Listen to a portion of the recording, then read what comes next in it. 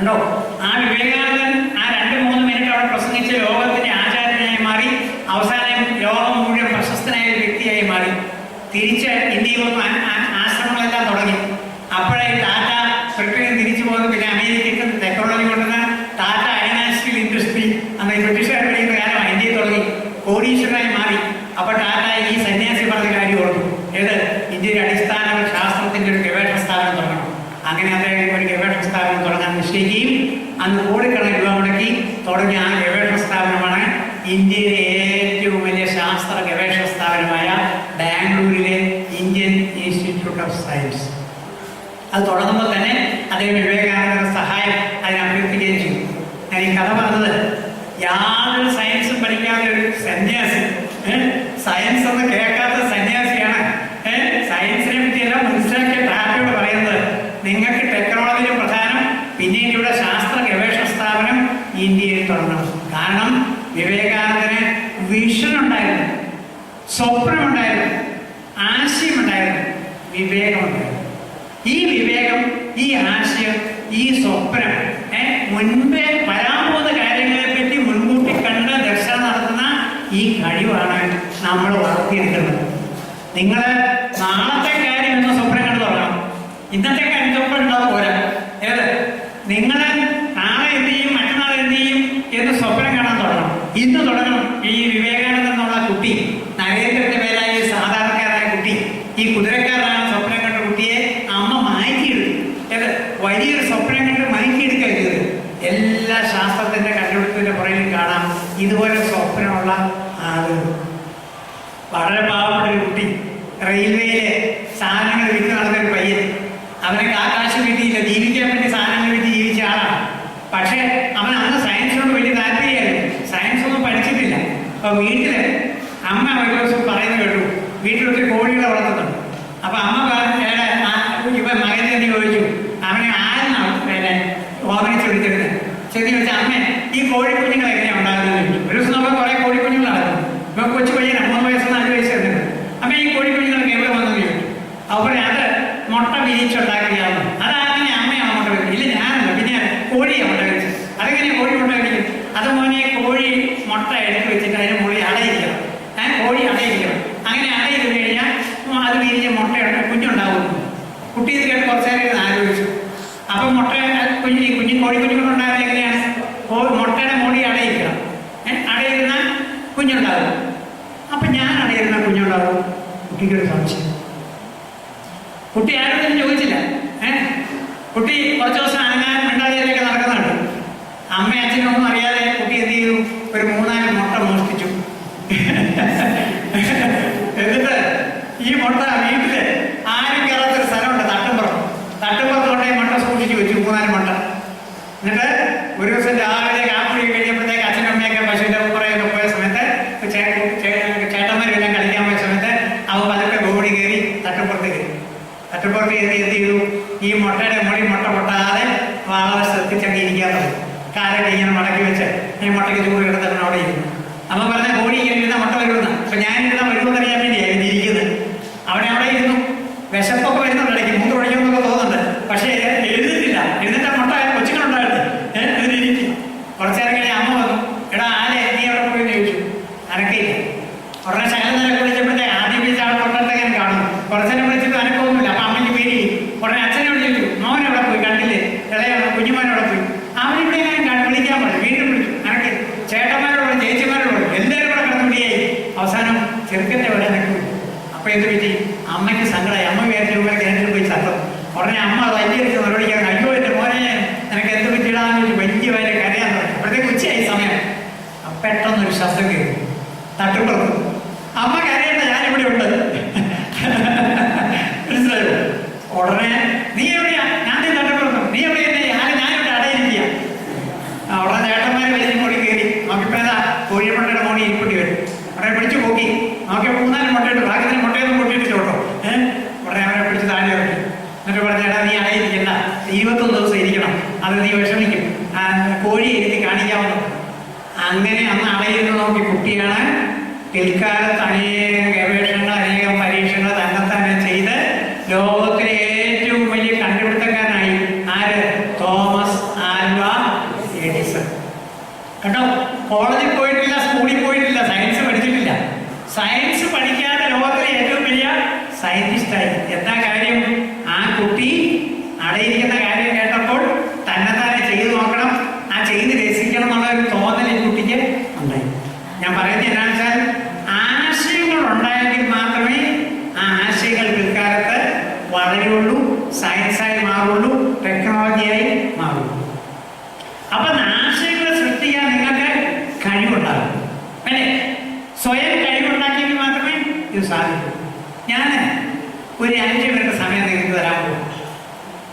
നിങ്ങൾ എന്ത് ചെയ്യണമെന്നറിയോ? നമുക്കൊരു കാര്യം ചെയ്യാം. 3 ഗ്രൂപ്പായിട്ട് തിരിഞ്ഞുകളെ. ഈ ഗ്രൂപ്പിലുള്ളവരെല്ലാം കൂടെ അടുത്ത് ചേർന്ന് നിന്നാൽ മതി. കാരണം ഇരിക്കാനുള്ള സമയം കളയുന്നുള്ളത്. ഈ നടുഭാഗത്തുള്ളവർ അവിടെ ഇരിക്കുക, ഈ വലതുവശത്തുള്ളവരെ അവിടെ അടുത്ത് ചേർന്ന് നിന്നിട്ട് ആരോപിക്കണം. ആരോപിക്കാൻ ഞാനൊരു വിഷയം തരാമോ? പരസ്പരം ആലോചിച്ച് ആശയങ്ങൾ ഉണ്ടാക്കിയിട്ട് ഇതിൽ ഒരു ലീഡർ എഴുതാനായിട്ടുള്ള സമയം കളയാൻ കഴിഞ്ഞാൽ ഒരു ലീഡറോട് പറഞ്ഞു കൊടുത്താൽ മതി ആശയങ്ങളല്ല. മറ്റുള്ളവർ കേൾക്കരുത്, മാറി ഇവർ സഹായിക്കും, മാറി നിൽക്കാൻ. എന്താണെന്നറിയോ? ഉള്ളി കണ്ടിട്ടുണ്ടോ? ഉള്ളി കറിക്കുട്ടി ഉള്ളി മുറിക്കാൻ വീട്ടിൽ അമ്മയെ സഹായിച്ചിട്ടുണ്ടോ? ഉള്ളി അരിഞ്ഞുകൊണ്ടിരിക്കുമ്പോൾ എന്ത് സംഭവിക്കും? അതെന്താ സങ്കടം? പിന്നെ ആ കടിയുടെ വെള്ളം വരും. നമുക്ക് സങ്കടം വരില്ലേ? നമ്മുടെ കരി സങ്കടം വരാതെ കഴിയും ഇല്ലേ? ആ ഉള്ളി മുറിക്കുമ്പോൾ കടിയുടെ വെള്ളം വരും ഇല്ലേ? നമ്മളെ ഇപ്പൊ ചെയ്യാൻ പോണ ഒരു ബ്രെയിൻ സ്റ്റോമിങ് എന്താണെന്നോ? നിങ്ങൾ ഉള്ളി മുറിക്കണം, പക്ഷേ കണ്ണിക്കൂടെ വെള്ളം വരരുത്. മനസ്സിലായോ? നിങ്ങൾ ഉള്ളി മുറിക്കണം, കണ്ണിക്കൂടെ വെള്ളം വരാതെ ഉള്ളി മുറിക്കാനുള്ള എങ്ങനെയൊക്കെ ചെയ്യാൻ സാധിക്കുമെന്ന് ആലോചിക്കും. സാറേ, നമുക്ക് ഇവര് 3 ഗ്രൂപ്പായിട്ട് നടക്കും. ഇവര് 10 പേരെ ഇങ്ങോട്ട് വിളിക്കാം, ഇവിടെ നിർത്തണം. ഇങ്ങോട്ട് മാറി, ഇങ്ങോട്ട് മാറി. ഈ മുതലെടുത്ത് ചേർക്കാം. അത്ര സാറേ, ഇവരെ ഭാഗ്യം മണ്ടയിലെടുത്ത് മോളെ എഴുന്നേറ്റ്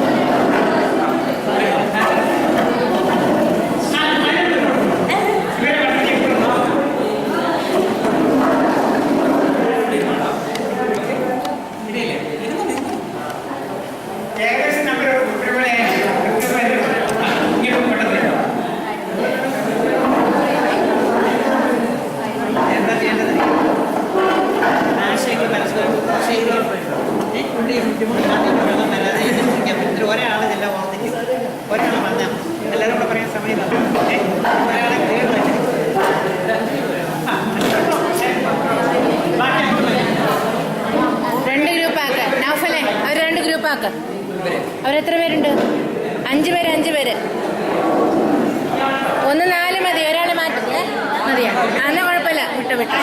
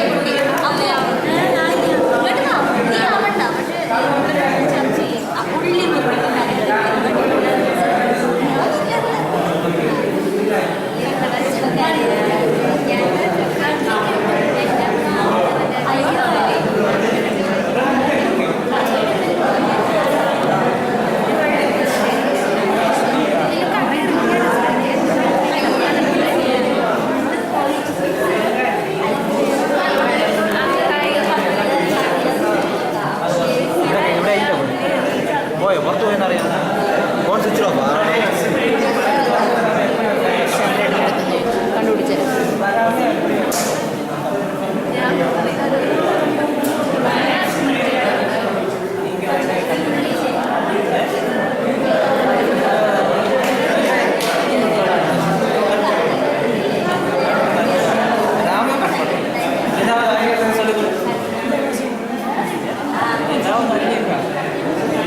Ravi, you can talk in English.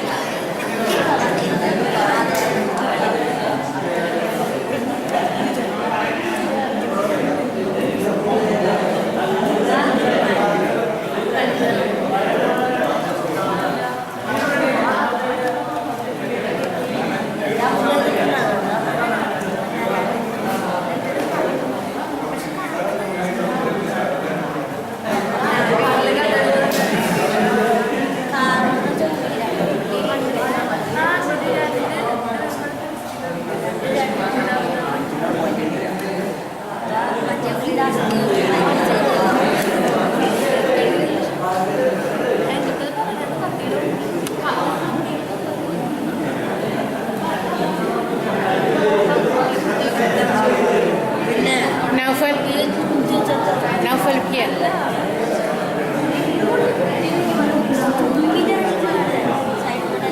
രാമനെ കിച്ചണിൽ ആ പയ്യൻ അന്വേഷിച്ചുകൊണ്ട് നടക്കുന്നുണ്ടായിരുന്നു. രാമനെ ഞാൻ വിളിച്ച് കാണിച്ചു.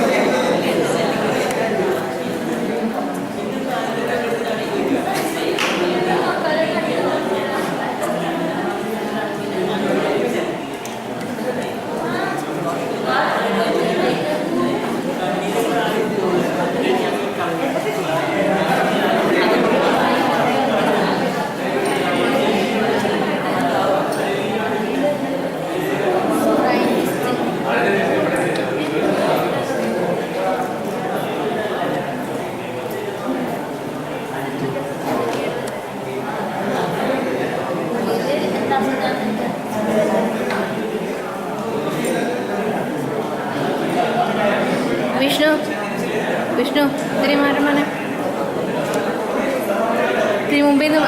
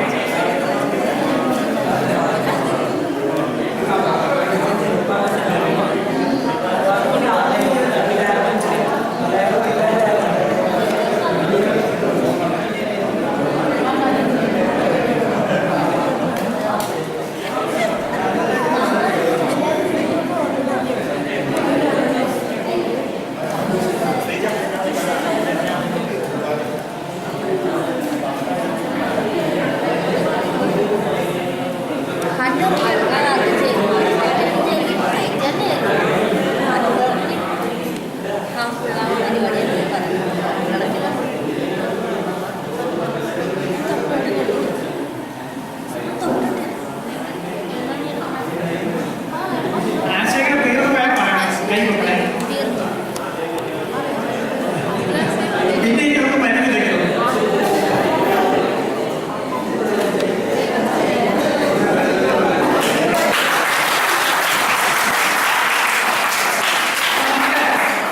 ഓരോ ഗ്രൂപ്പിന്റെ ലീഡർ വരിക. നിങ്ങൾ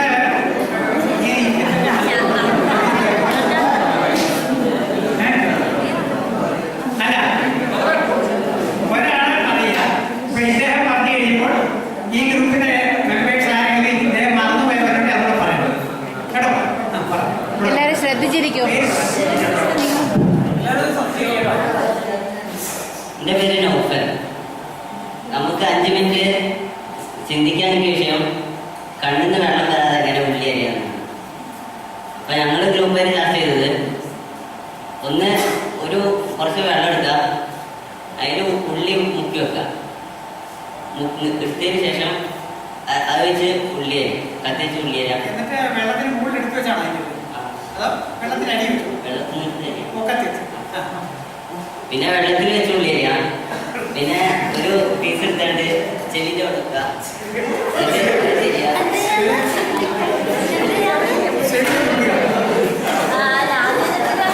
പിന്നെ ഒരു കൂറിന്റെ കല്ല് എടുക്കുക. എന്നിട്ടൊരു ഉള്ളി എടുത്ത് കുറച്ച് ദൂരെ വെച്ചാണ്ട് ഉള്ളി എടുത്ത് കത്തി എടുത്ത് ഒരൊറ്റ കയറുന്നത്. ആ കല്ലാരും കത്തിയാലും എന്താ എടുത്ത് നോക്കുന്ന ചില അറിയാം.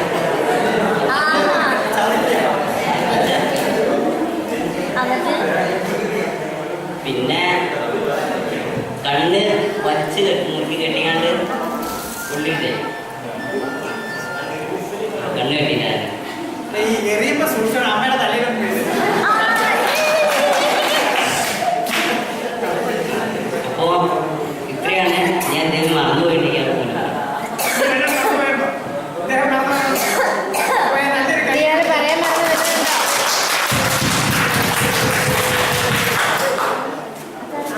ഓക്കെ, നിങ്ങളാരാ?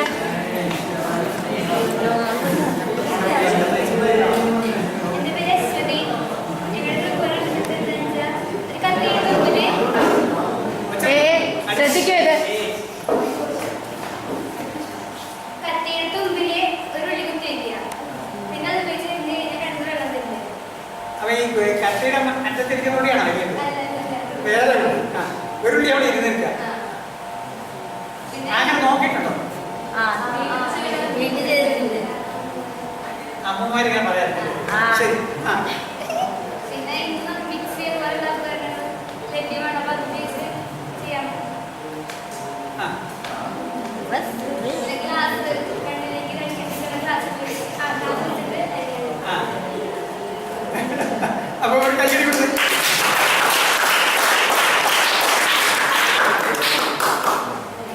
നിങ്ങളുടെ ഗ്രൂപ്പിൽ ആരാ പോണത്? ആ,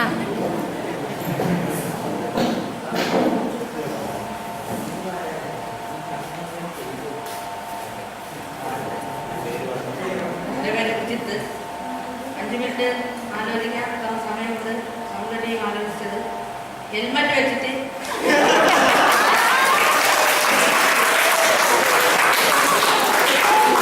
അടുത്തതായി കണ്ണ് ഇതൊക്കെ അടച്ചിട്ട് ഉള്ളി അറിയാം.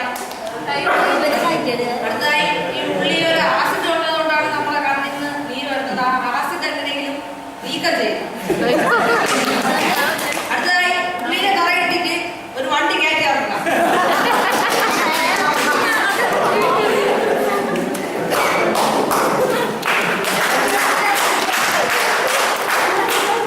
ഇവരുടെ ഗ്രൂപ്പ് അപ്പൊ ഉള്ളിയിലേക്ക് വേണം ഒരു ചായ ഉള്ളിയിലേക്ക് വരും.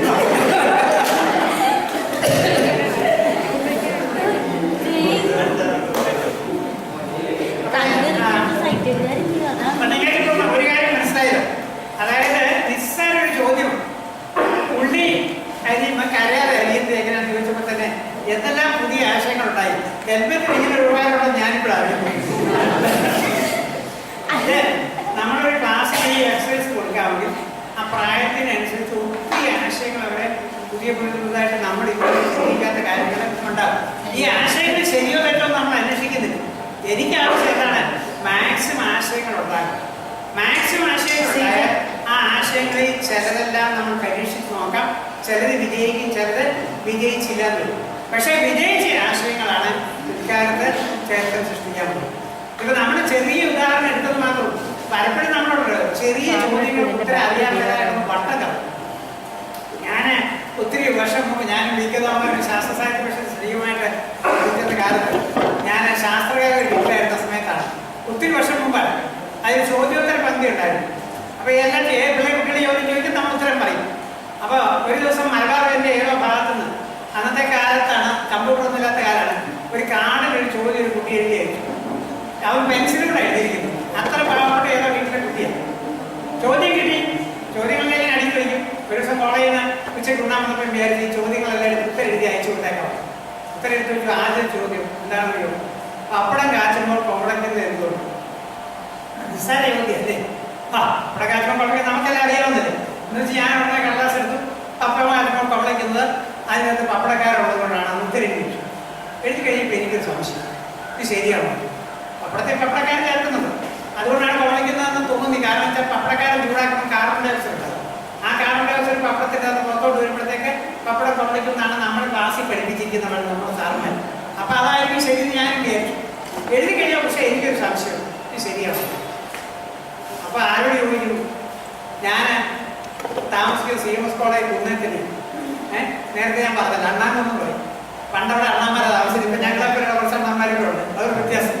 അപ്പൊ ഞാൻ എന്ത് ചെയ്യുന്നു, അവിടെ നേരെ ഊണ് കഴിഞ്ഞ് ഒറ്റ ഓട്ടം കോളേജിൽ നേരെ കെമിസ്ട്രി ഡിപ്പാർട്ട്മെന്റിൽ ചെന്നു. അവിടെ 3 MSc ഉള്ള ഡിപ്പാർട്ട്മെന്റ്, 35 സാറുമാർ. ഞാൻ അണച്ച് ഓടി കയറി വരുന്ന സാറുമാരെ ശിവദാസ് എന്ത് പറ്റി? ഞാൻ പറഞ്ഞ കുഴപ്പമൊന്നുമില്ല, അത് എന്താണെന്ന് വെച്ചാൽ ഒരു ചെറിയ സംശയം. എന്താ സംശയം? അത് ഈ പപ്പടം കാച്ചുമ്പോൾ കൊള്ളയ്ക്കുന്നത് എന്തുകൊണ്ട്? ഉടനെ അവരെല്ലാം കൂടെ ചിരിക്കാൻ തുടങ്ങി. താൻ ഈ ചോദ്യം കൊണ്ടാണ് അങ്ങോട്ട് വന്നത്, ഇത്ര വിഷമിച്ച് ഓടി പിടിച്ചോളൂ, നല്ല ചോദ്യമാണ് എന്നല്ലാതെ എന്നെ കളിയാക്കാൻ തുടങ്ങി.